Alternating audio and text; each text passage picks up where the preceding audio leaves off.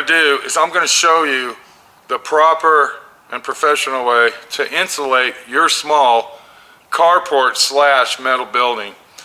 Now, these buildings are bought off the internet. There's thousands and thousands of companies that make these.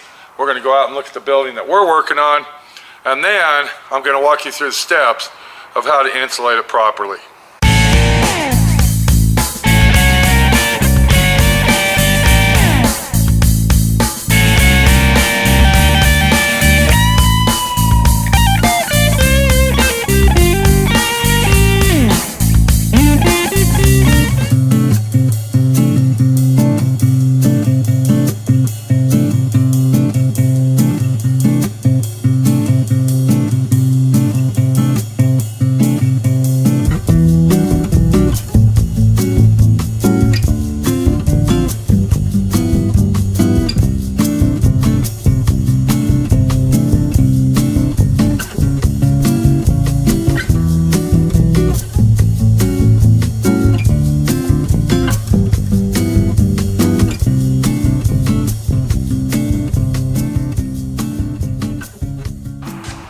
Now, if you look at where we're standing, you can see we are now in a metal building.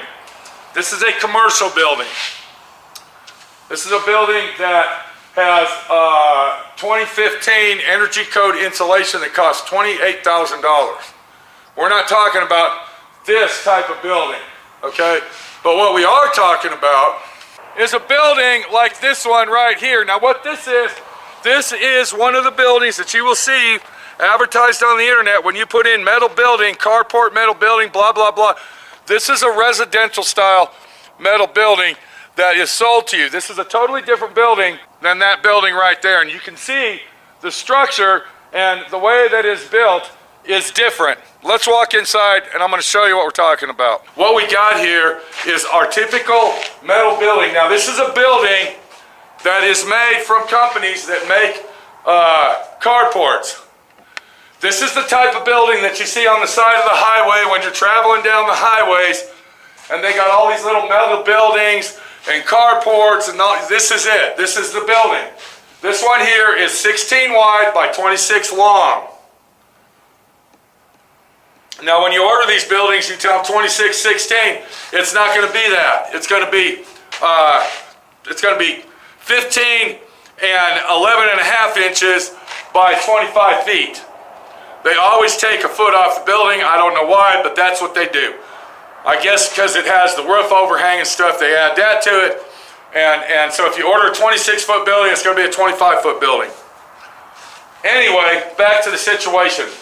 You can see that this building is built out of 2.5-inch stock. This is 16 gauge stock. Another thing, you see the bottom runner? That's 2.5-inch stock. And this is how they mount these buildings if you look right here. They use lag bolts to go through your concrete and they lag bolt it down. Then they take all the structure that they prefabricated at their warehouse, and you can see up here, look at the roof rafters. You can see how those roof rafters were made, and then they spot welded together, whatever they did. All right? Okay. And then they send a crew out and they put it up for you. Now, that is involved in the price. When you buy one of these, installation and erection is part of the price that you're paying.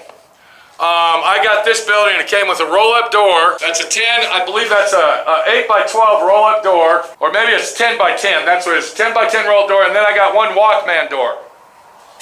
And then what we got right here is windows that I purchased myself and I installed them. And if you look at the way this window's installed, I want you to pay real close attention here. All right, this is 2.5-inch red iron stock. This is what they build metal buildings with. This is galvanized steel. It will not rust. So I went ahead and did it the professional way, and I bought me some 2.5-inch, and this is also 16 gauge. No, this is 14 gauge. I'm sorry, not 16. This is 14 working with. And then I framed my window out and installed my windows. Now you can have them do that, but they're going to charge you a lot more money because that's what they're in business for.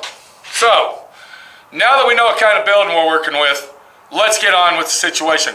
We are going to insulate this building, and we're going to do it the right way. And this is where you start, with this stuff right here. This is called a vapor barrier. It's also an insulation that is equivalent to approximately, they claim, an R12 insulation. Now, I don't know if it is or not. This is that bubble, this is a bubble wrap foil insulation. I had to pay extra for this. This did not come with the building. If you put a building up, a metal building, and there's a lot of you guys that are buying these buildings, and you don't even think about it, you need the vapor barrier insulation. And the way that's installed, if Minnie could get the camera right here, it's in between all the steel. There's no steel touching steel on this, okay?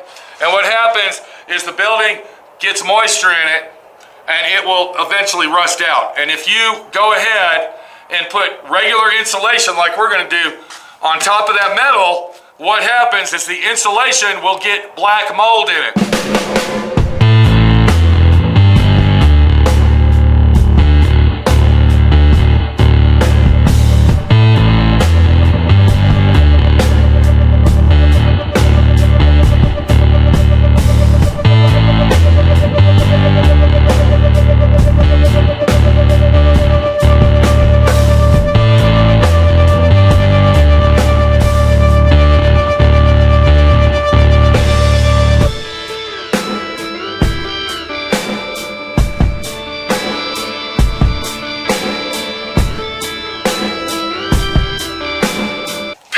Extra cost for this insulation, and it's only like what, that thick? Yeah, it's really very thin. But you have to have a vapor barrier insulation. You can see it's all the way through my whole building. And they claim this is equivalent to a R12. I don't believe it, but that's what they sell it as. And I think I paid an extra $800 to have them put this in. One more thing we did. And here's what it looks like. When they install it, this is how they install it. And you can actually look here. This is it right here. Okay.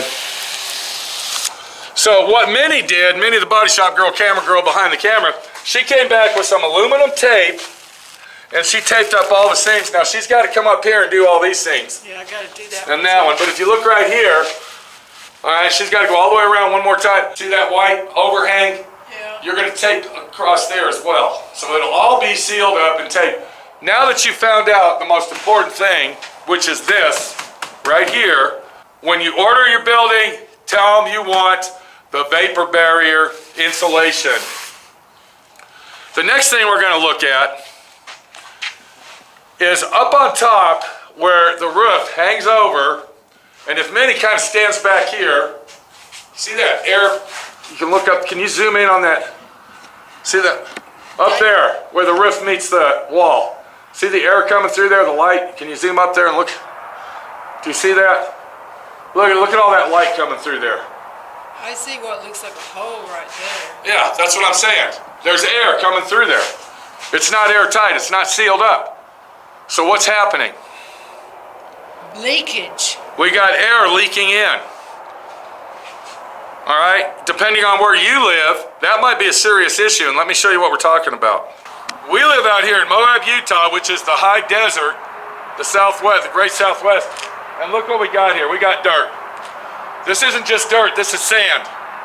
In the summertime, when we get high windstorms, all right, look at that. This stuff is microfine, and you can see by my floor that it will cover, you can shut your whole shop down, it will cover the inside of your shop. The next thing that we're gonna do, before we do anything else, is we're gonna take this stuff right here. Now, this is called great stuff. Usually, normally you see it, it's in a red can, costs about $3.85, $4. Get it on sale like I did. I bought 36 cans of this. Am I gonna use all 36? I don't know. Probably not, but I got it if I need it. They also sell and people are out there saying, well, you wasted your money. No, I didn't. These were only $4.10 each. And I'm going to tell you why I didn't waste my money.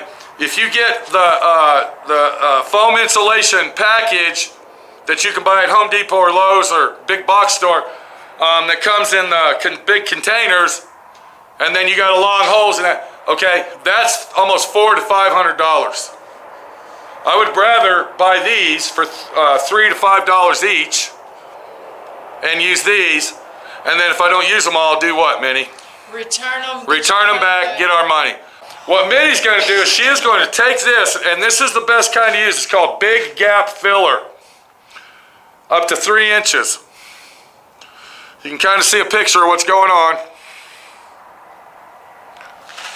And what she's going to do is she's going to go up on the scaffolding, and she is going to insulate all the way around the top of the walls and the roof where they meet. Because if we don't, what will happen is the inside of my attic space area, the space that we're going to be blocking up, will fill up with dirt within a couple of years. So we're going to go ahead and insulate that.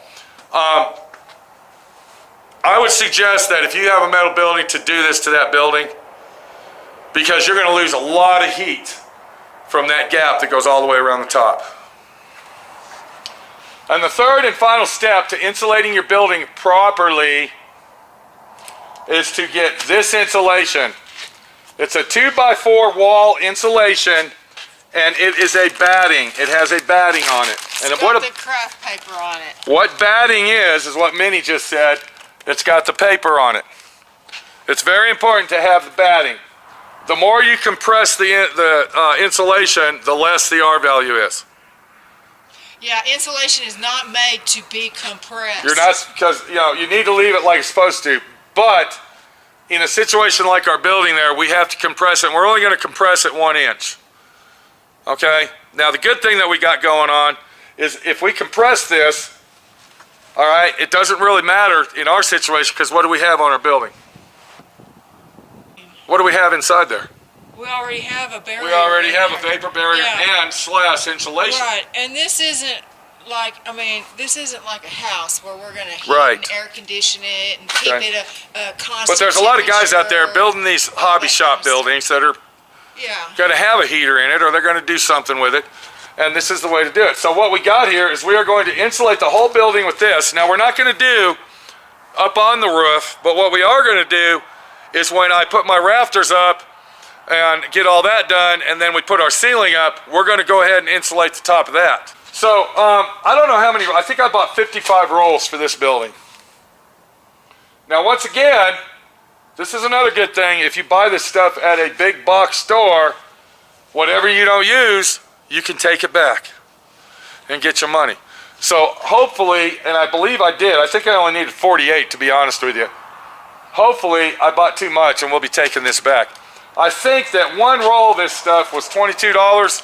Something like that, give or take. And then if you bought a bulk, If you buy it bulk, if you buy 48 plus, you get it down to $17 or $16. Yeah. Once you get all that done, the next thing you want to do is you're going to want to cover your walls inside. Now, a lot of guys out there, what they're doing is they're getting OSB board. OSB board's bullshit. OSB board has gone up from $7 in the last year to $30 a sheet. To put OSB board on that building over there, you're not just going to have to screw it onto those studs, but look at the gap that we got here. That is not 48 inches, that's not 24 inches, it's an oddball number depending on the size of the building you got. And the reason I say that is because they calculate these out in an even space of how long your building is. So there ain't no on 16. No, there's no on 16 or on 24 or on 48 here. So to put the OSB board or sheetrock on this wall, the only way that you're going to be able to do it is you got to lay it long ways, lay it down, but before you do that, you got to frame all your walls out. Am I right? Yeah, that's the only way to do it because you don't have nothing to And another thing attach it is, to. you got metal studs here. These aren't wood. So you got to get anywhere from 1 inch to 1.5 inches, 2 inch, flat plate steel, and you got to come up, all right, 48 inches, and you got to go all the way around, make a bend all, and then you got to go up 48 inches, make a bend all the way out, and then you got to go to the top and make another bend. Because you got to have something to screw it to. That's a lot of money, folks. Oh, yeah. That's money that's saying, son of a bitch. I thought OSB board was expensive. Look at all the shit I got to do now. Just to attach the... Just to get my walls covered so the insulation ain't showing. I'm going to show you how to save a lot of money and to make your shop more attractive and a lot more sturdy inside than using OSB board and having to strap it all up and reframe it and restructure it. I want everybody to look behind me. I want everybody to look at the wall that I'm standing up against. I want Minnie to take the camera and go. It is a beautiful wall. I want everybody to go down this wall all the way around. Yep. Beautiful What wall. you are looking at is called mini rib paneling. You can buy it at a place, and I'm going to put the link in the description below this video. It's called Mini Rib Panel, and you buy it at a place called Metal Mart. They're nationwide. They will cut it to any length that you want. Now let me show you what's going on over here. If you look right here, this is all the metal for that little building, and it's all cut in certain lengths that I need to mount it in my shop. Yeah, there's quite a bit there. There's a lot there and you can't see them all, but let me explain it to you. There's a bunch of different lengths. There's a bunch of different sizes, there's a bunch of different, and I'm going to go out there and I'm going to show you how I measured it. And if we look at the wall there, you can see there's 5 panels right there, and that's for the ceiling. You can see that these big long ones that you're looking at, those are the ceiling. Because their weight, they're too long, 26 feet is too long. I couldn't haul it on my trailer for one. My trailer's only 18 feet. What I did is I cut it off at one of these rafters, and here's the rafters that I'm using. You can see I'm going to drop my ceiling. This is the metal for that, okay? And what I did... We got a lot of work cut out. We got a lot of work cut out. To me. Exactly. It's never a small job at SWRNC. So if I had a gooseneck trailer that was 30 feet long, I probably would have had all my panels cut to length. And you can see that this wall is 25 feet. But being a guy like me that doesn't have that trailer, I couldn't haul that stuff from where I had to purchase it. So what I did to make it a lot easier, and this is going to make it easier for me and Minnie, the body shop girl, camera girl, to hang it up, is I measured from this corner, and I came all the way over to this beam here. And then I measured from that corner and came to this beam, because believe it or not, these are not in the center. These are different. You see what I'm saying? It's not 25, 12 foot. No, it's not. 12, yeah. Okay, it's not 12 and a half feet. Remember I told you when they make these, they center them to fit the building. So what I did, I added 3 inches to each one so they would overlap. And then whatever amount of walling that I need to go up on this side, I doubled it for that side. I'm going to tell you how much. Now I want Minnie to go ahead and move the camera very slowly around this 25 by 16 building. Okay, to get the mini rib panel for this building, to do the whole building, cost me under $1,100. And that also included the screws. And you know what? What? Who told you to do that? I don't know. Minnie, the body shop girl, is the one that Okay. told you the metal siding Okay, was yeah. the way to go. There you go. instead of OSB. So, yeah. When I added up for the OSB board, and this did not count the strapping that I needed to put up to screw the OSB board, it came out to $1,700.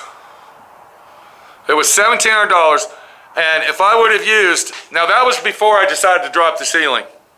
But even if I dropped the ceiling and I put OSB board above me, do you know how heavy OSB board?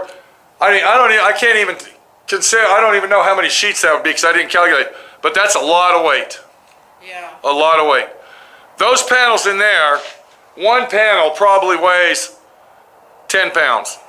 Maybe, yeah. Okay? So what I just told you, okay, once again, that's Metal Mart. Look in the description below. Check it out. We're going to go ahead and start working on this. Minnie, the body shop girl, is going to go up there and she's going to insulate all those cracks, and now she kind of gets the idea of what's going on, because I don't think she knew what we were going to do. So she's going to go up there and do that. I don't even know if that scaffolding is going to be high enough to reach up. I think it is for me. I don't know. But- I'll get up as high as I Yeah. can get. How about that? Okay.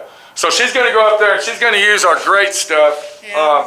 While I'm up there, I'm going to put all the right. metal tape on the And then she'll put the metal tape along the top there. where it needs it. All right, because this is very important. Let me tell you why it's important to use it. Because you're probably thinking, well, you don't need to use that. Let me explain why it's important to use this tape. Okay, if you look at the bottom down here, That okay, goes behind. it is screwed, but it's in the front. And air gets up inside the bottom of that. And then it starts coming out these cracks. So you want to seal up the vapor barrier as tight as possible. I think many even went as far as tucking it inside this. I did. It is, you know, Okay. 1/8 inch. All right. Whatever. So Yeah. we're going to let her get on that. We're going to come back and take a look at each step that we're doing very quickly. We're not going to walk you through how to do everything. I'm sure it's pretty much basically common sense here. Not rocket science, people. But when you get your building and you purchase your building from one of these carport / metal building places like I did, this you want to get. This is the most important insulation you will ever get, and it's worth every dime to pay extra for it. This is Pete, my friend Pete, your friend Pete. We'll be back. Me and the Body Shop girls got to get up there and start using that stuff. And one more thing about you know what, we'll explain that after you get some done.